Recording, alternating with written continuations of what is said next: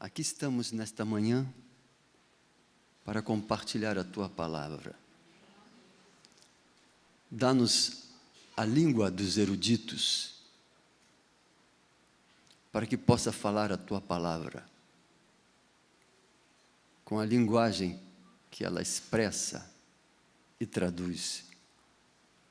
E dá-nos o poder do Espírito Santo.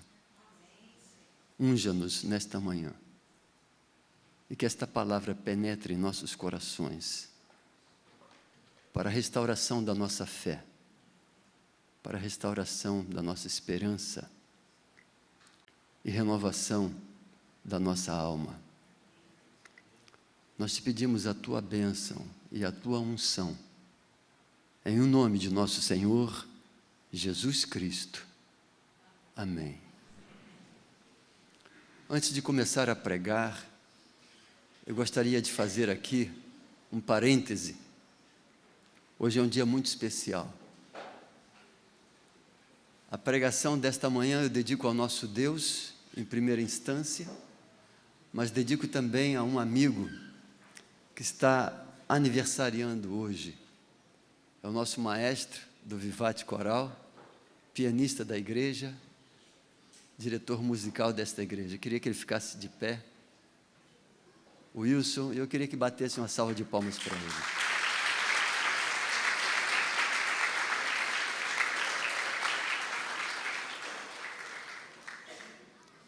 Obrigado, Wilson, por tudo que você tem feito pela nossa igreja, pelo teu trabalho, pela sua dedicação e pelo homem que você é. Um homem íntegro, honesto, fiel e temente a Deus. Que Deus te abençoe e continue a usá-lo. Você tem sido uma inspiração para a minha vida. O tema da mensagem desta manhã é: que amor é esse? Nós vamos aqui, nesta manhã, apresentar algumas figuras de linguagem, algumas metáforas, algumas representações, alguns tipos, algumas imagens que retratam esse amor de Deus para conosco. Eu começo abrindo a Bíblia no livro de João, capítulo 3, verso 16, que diz assim: porque Deus amou o mundo de tal maneira que deu o seu Filho unigênito, para que todo o que nele crê não pereça, mas tenha a vida eterna. Deus é amor. Deus é amor. Deus, em essência, é amor. A sua natureza é amor. Está escrito em cada botão que desabrocha: Deus é amor. Ele nos ama. Ele ama você. Ele ama a mim, a todos nós. Sem distinção de classes.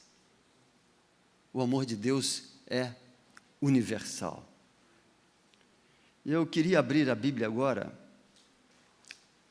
no livro de Romanos, no capítulo 3, versos 23 a 26, que diz assim: porque todos pecaram, todos, sem exceção, todos pecaram, e destituídos estão da glória de Deus, ou seja, estão sem a glória de Deus, perderam a glória de Deus, sendo justificados gratuitamente pela sua graça, a graça de Deus, pela redenção que há em Cristo.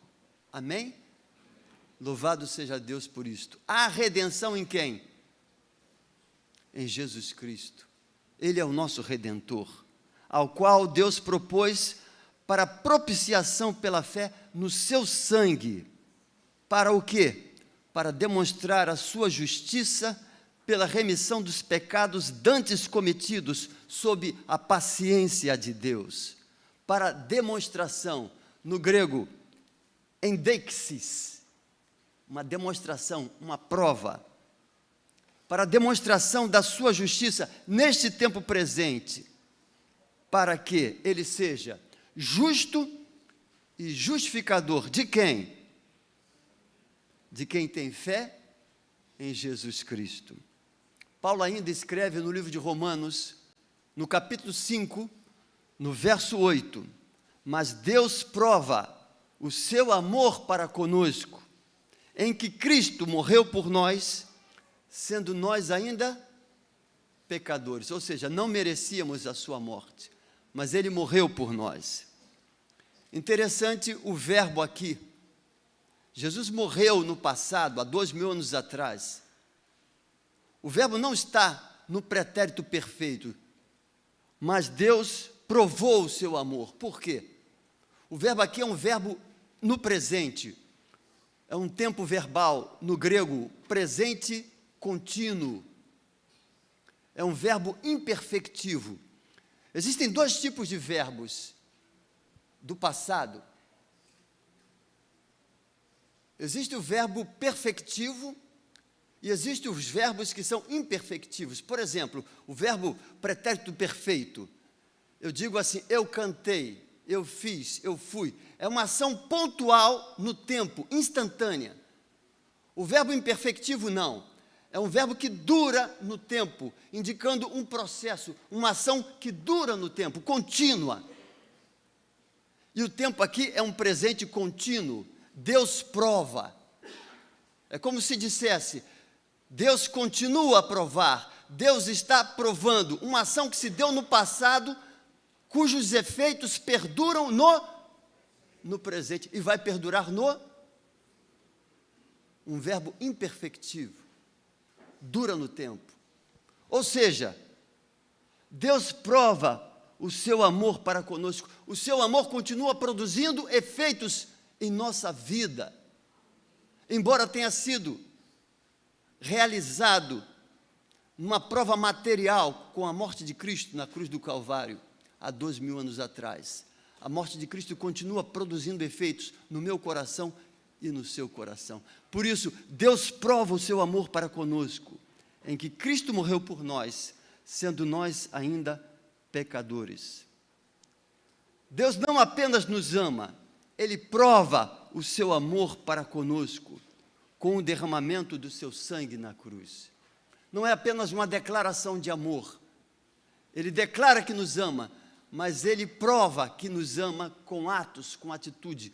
E a demonstração máxima desse amor foi a cruz do Calvário, quando Jesus derramou o seu sangue para morrer em nosso lugar. Vivemos um grande conflito, um conflito entre o bem e o mal. De um lado está um grande acusador, ele nos acusa diante do Pai. E ele acusou o próprio Filho diante do Pai. E lá em Apocalipse, no capítulo 12, verso 4, diz que ele é o caluniador, ele é o difamador, ele difamou o próprio Deus, como se Deus fosse arbitrário, e que o que Deus requeria do homem e dos seres criados por ele, eram coisas arbitrárias, impossíveis de serem realizadas. Ele difamou o caráter de Deus, tudo aquilo que ele era, ele atribuiu a Deus. Um difamador, caluniador, acusa Deus diante do universo e diante dos anjos.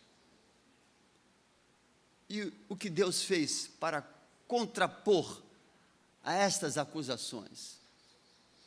Deus elaborou um plano chamado plano da redenção, para salvar a humanidade do pecado e mostrar que Ele é justo e justificador daquele que crê nele. Endexis quer dizer manifestar, Ele manifesta o seu amor. E sinisteme, em inglês, em grego, é prova, Ele demonstra, ele materializa tudo aquilo que Ele é e o que Ele deseja realizar por cada um de nós. Voltando ao Éden, no livro de Gênesis, no capítulo 2, verso 17, está escrito assim, Deus deu uma ordem para Adão e para Eva, da árvore do conhecimento do bem e do mal, dela não comerás. Por quê? Porque no dia em que dela comeres, certamente morrerás. Paulo fala sobre isso em Romanos capítulo 6, verso 23. Ele diz assim: porque o salário do pecado é a morte. O pecado mata, degrada, destrói, corrompe, degenera. O pecado mata. O salário do pecado é a morte. O preço do pecado é a morte. Mas o dom gratuito de Deus é a vida eterna em Cristo Jesus, nosso Senhor. Mas os homens criados por Deus, Adão e Eva, pecaram, desobedeceram, transgrediram a ordem de Deus. E no capítulo 3, verso 7 de Gênesis diz: então foram abertos os olhos de ambos e conheceram que estavam o quê? Nus. Antes eles não percebiam que estavam nus. Por quê? Eles tinham uma veste de glória, de luz, que os envolvia, e eles não percebiam a sua nudez. Mas em pecando, eles ficam destituídos dessa roupagem de glória, essa vestidura de luz espiritual, e eles percebem que estão nus. Conheceram que estavam nus, e o que fizeram para cobrir a nudez? Cozeram folhas de figueira e fizeram para si aventais, cobriram a sua nudez. Mas estas vestes eram inadequadas, inapropriadas. E o que Deus faz? Capítulo 3, verso 21. A Bíblia diz: fez o Senhor Deus a Adão, ou para Adão, e para sua mulher, túnicas de peles, e os vestiu. Peles de quem? De um cordeiro, de um animal. Ali Deus deu orientações para Adão, e Adão realizou o primeiro sacrifício, a primeira morte, a morte de um animal, um cordeiro inocente. Aquele cordeiro prefigurava quem?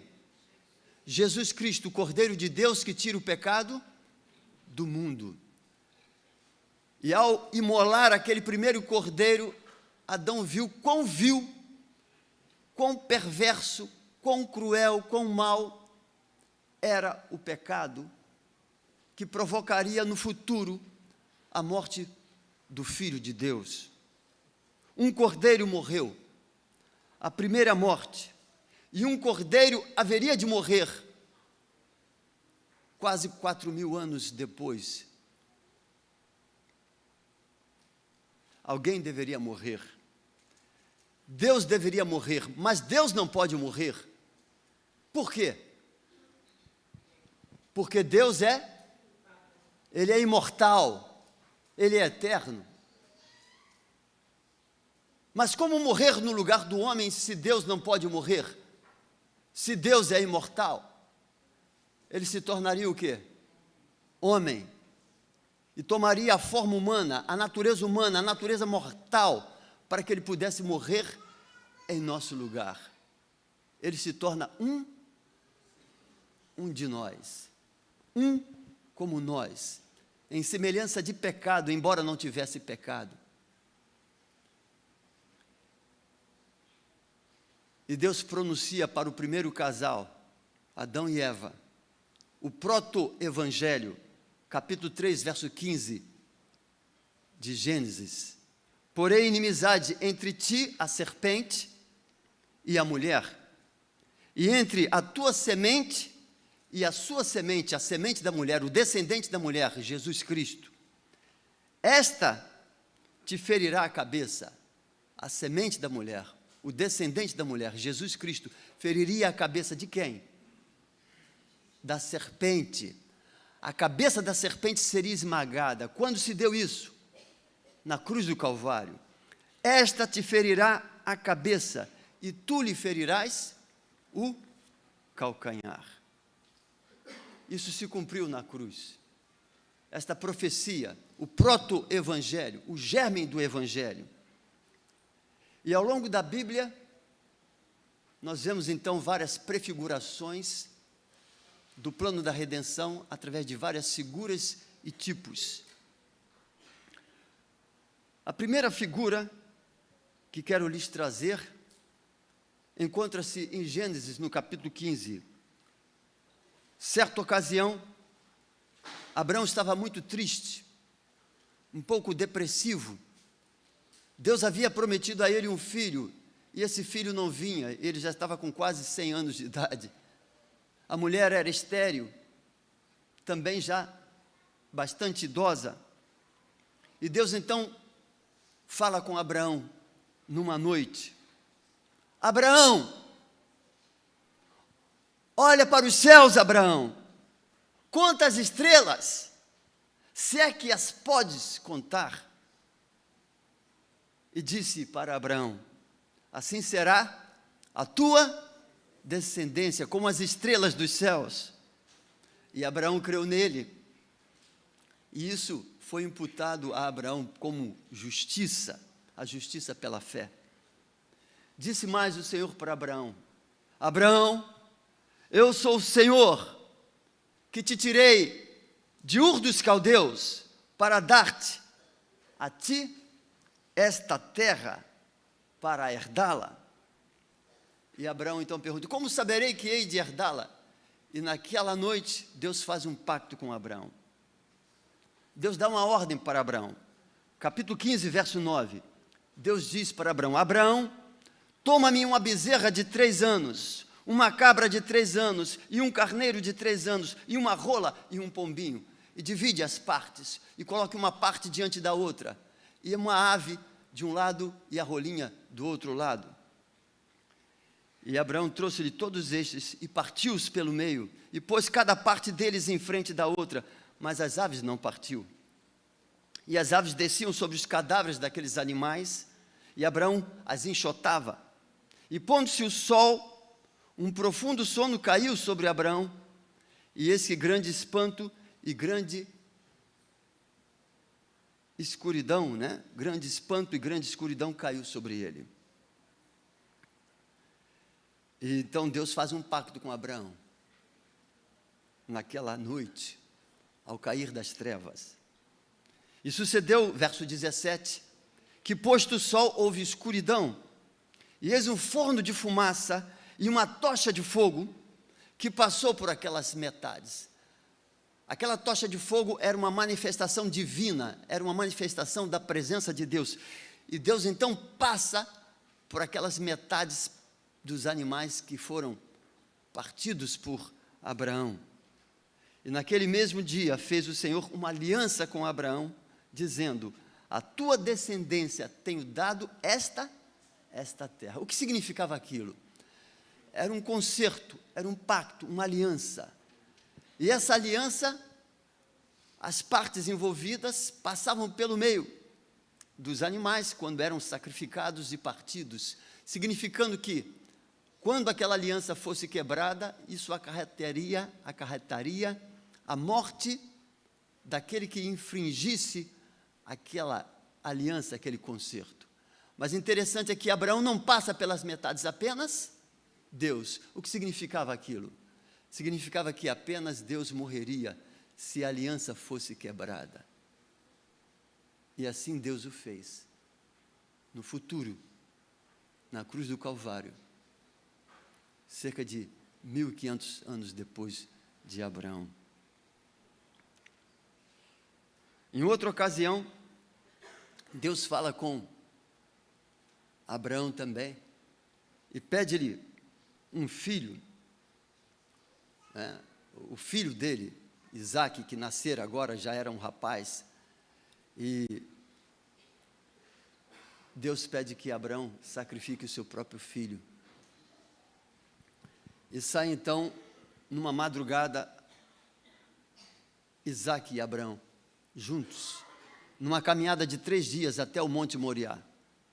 E chegando ao local, Abraão, com o seu filho, Abraão já velho, bastante cansado, uma viagem exaustiva, e Isaque na flor da sua idade. Então,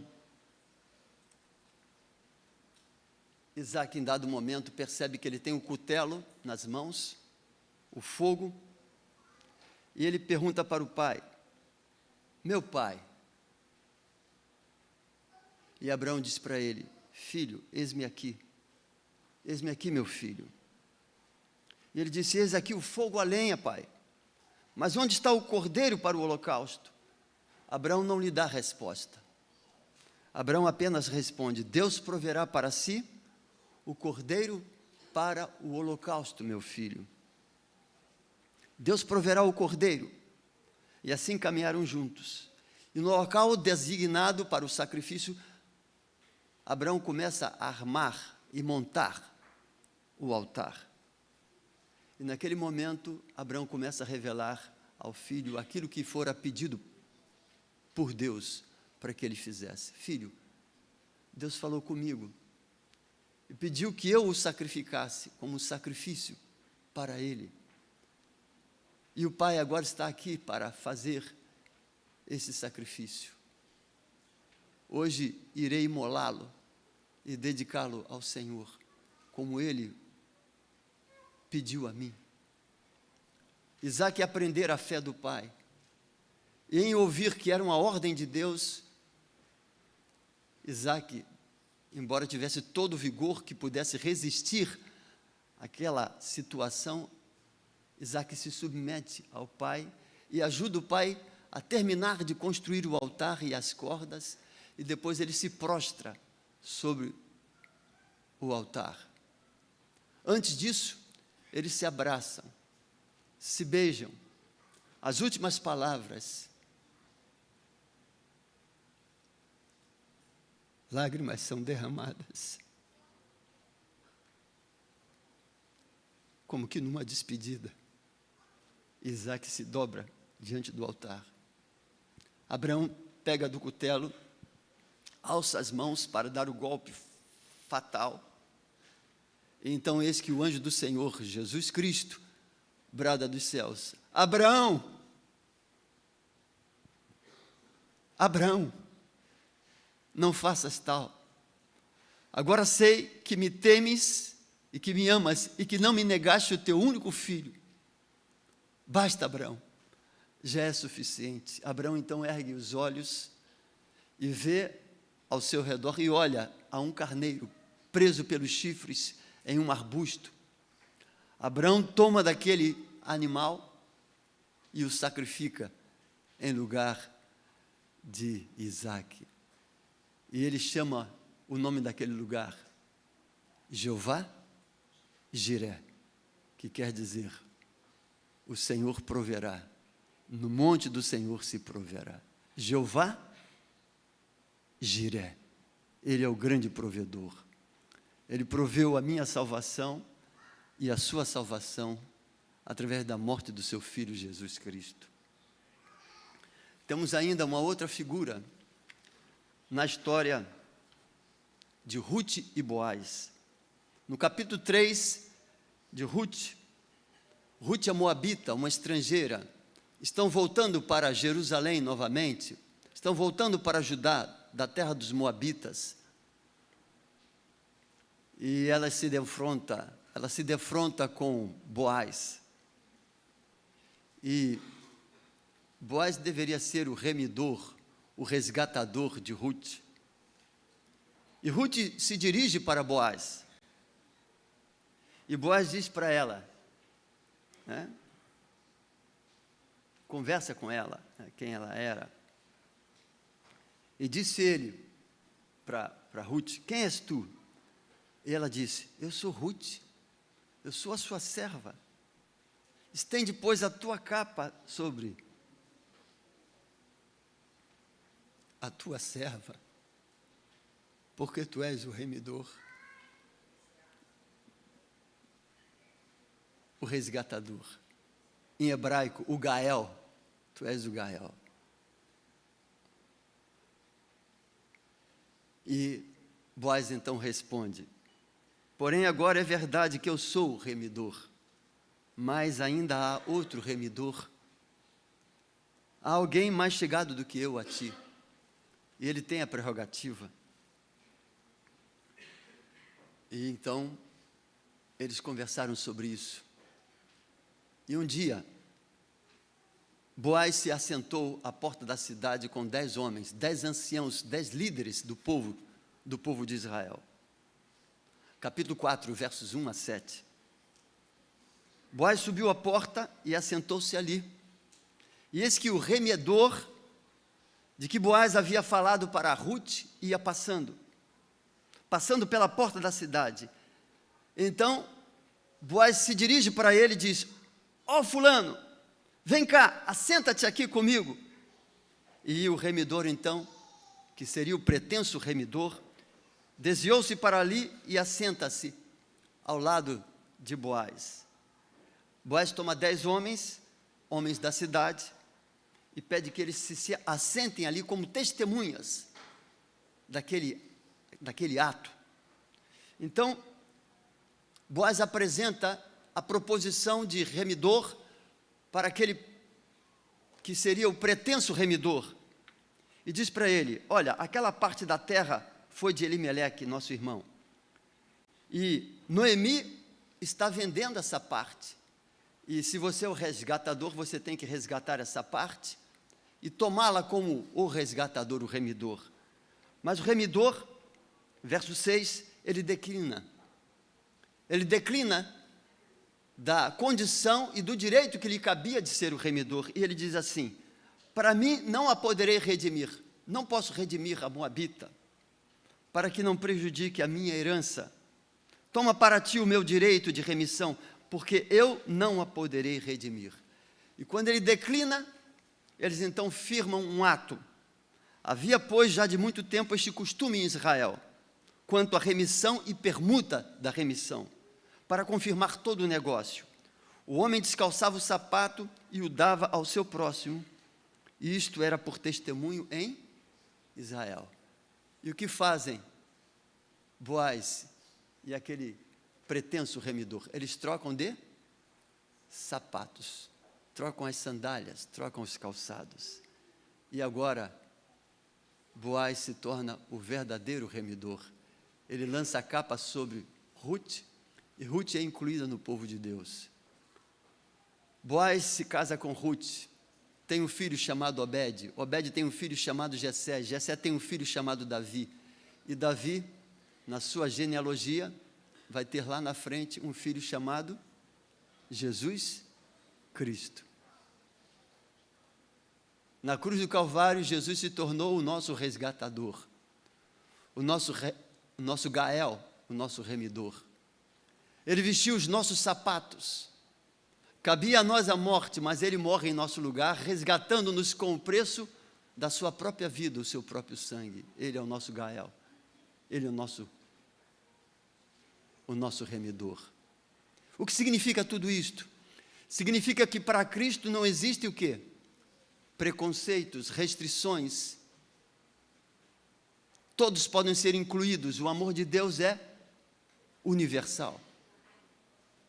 E nós somos Ruth. Ruth é um tipo de cada um de nós.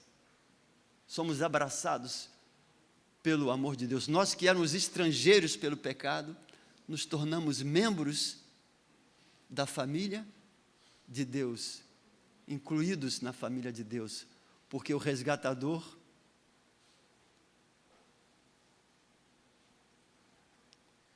nos comprou com o próprio sangue, com a própria vida.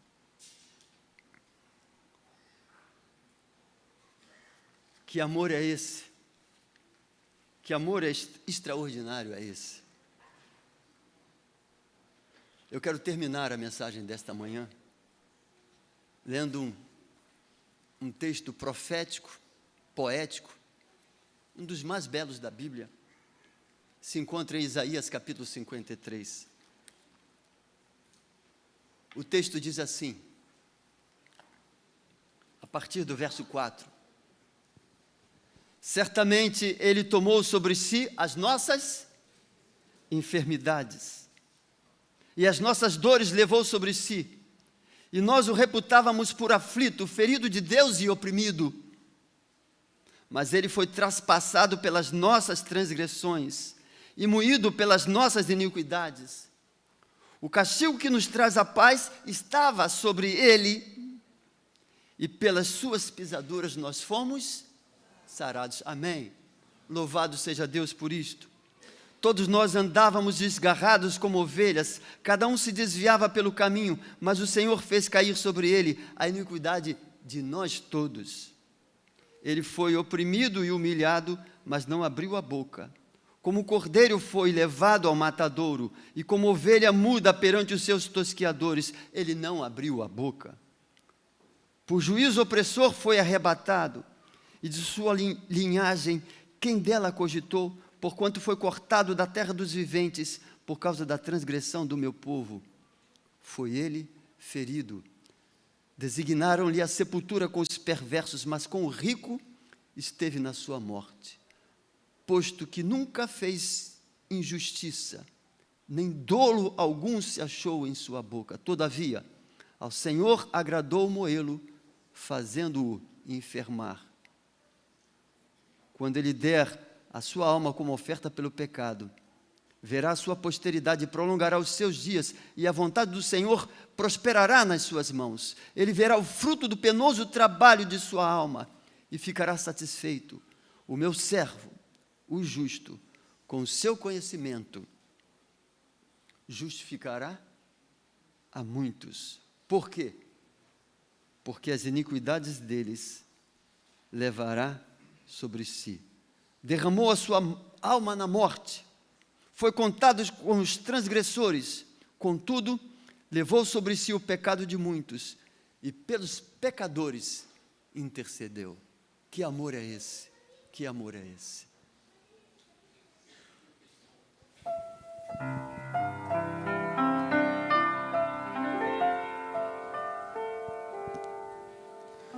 Que amor é esse que do nada me criou, soprou em mim o Espírito e assim me fez viver.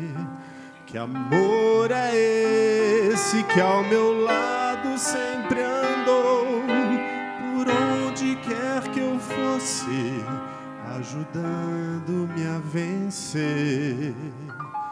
Que amor é esse que um dia me salvou do meio dos meus erros, estendeu-me a sua mão. Que amor é esse que esqueceu o mal que eu fiz em toda a minha vida e me deu o seu perdão. Sim, eu sei que amor é esse, vou dizer. A quem quiser ouvir, levanto minha voz ao céu. O maior que nunca hei de compreender. O amor que tudo pode é o amor de Deus. Que amor é esse que transforma o coração, que dá sentido à vida, que redime o pecador. Que amor é esse que concede salvação, justificando o homem sem contar o que passou. Que amor é esse que nos prometeu voltar para dar a vida eterna a quem nele apenas crê. Que amor é esse que a própria vida deu, deixando a sua glória, vindo ao mundo pra morrer. Pra morrer, oh, sim, eu sei que amor é esse, vou dizer. A quem quiser ouvir, levanto minha voz ao céu. O amor maior que nunca hei de compreender. O amor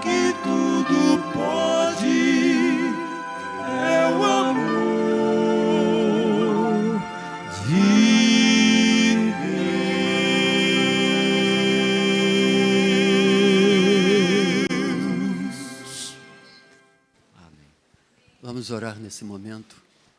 Curvemos as nossas cabeças para falar com Deus. Que amor é esse, Senhor? Esse amor é um amor indescritível. Não temos linguagem para expressá-lo. Não há como descrevê-lo. É um amor indescritível. E, Senhor, diante desse amor, o que nos resta fazer? Senhor, só há uma resposta: entregarmos a nossa vida, entregarmos-nos completamente em Tuas mãos, como resposta de amor, como resposta de gratidão, por tudo aquilo que Tu tens feito por nós. Porque um dia Tu estendeste a capa, nos acolheste, nos abrigaste e pagaste o resgate com o preço de sangue, para que tivéssemos direito à vida eterna. Ó Senhor, diante de nós, temos coisas que Tu nos pedes para que nós façamos. Às vezes temos falhado, temos sido infiéis em muitos aspectos da nossa vida. Mas o que podemos fazer diante disso, Senhor? Pedir a Tua ajuda, o Teu socorro, e que Tu estendas a Tua mão sobre nós, e não nos largue em nenhum momento sequer.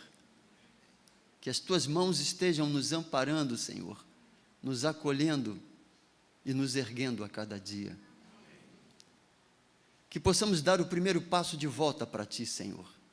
Se fomos infiéis no passado, que possamos ser fiéis, começando agora no presente, em todos os aspectos da nossa vida, os nossos recursos, o nosso tempo, a nossa vida, os nossos dons, talentos, tudo, entregá-los em Tuas mãos, porque tudo vem de Ti, Senhor, e tudo pertence a Ti, e das Tuas mãos nós te damos. Obrigado por tudo, Senhor.